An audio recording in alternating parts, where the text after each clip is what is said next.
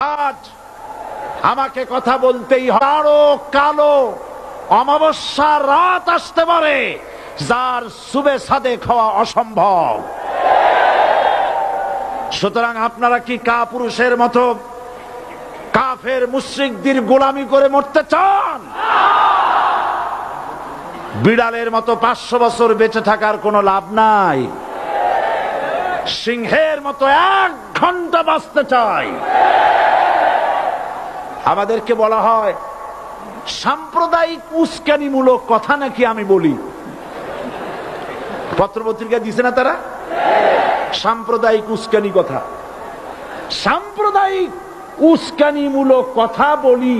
সেই জন্যই বোধহয় শত শত মুসলিম আমাদের কাছে এসে মুসলমান হয়। মানুষে আর বোকা বানানো যাবে না। যাবে কি? আর বোকা বানানো যাবে? তারপর বলছে কি?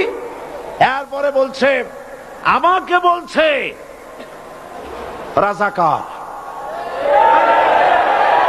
শুনে রাখো, চট্টগ্রামের লক্ষ লক্ষ জনতা, পার্লামেন্টে যখন আমাকে এই কথা বলা হয়েছিল, আমার পার্লামেন্টের কলিগ জাফরুল্লাহ চৌধুরী সাহেব বসে আছেন এখানে।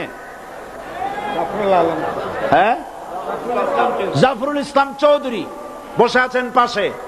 প্রধানমন্ত্রী সুদ্ধা, অন্তত 3 শতাধিক পার্লামেন্টের সম্মানিত সদস্যরা সেদিন বসা।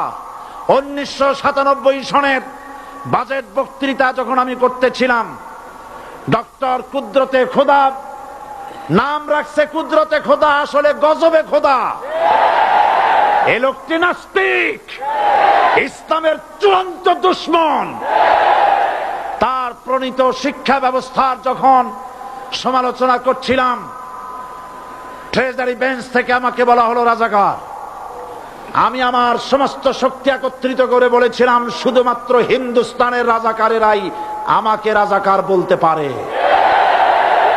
আমি বলেছিলাম 1973 সন পর্যন্ত আমি বাংলাদেশের কোন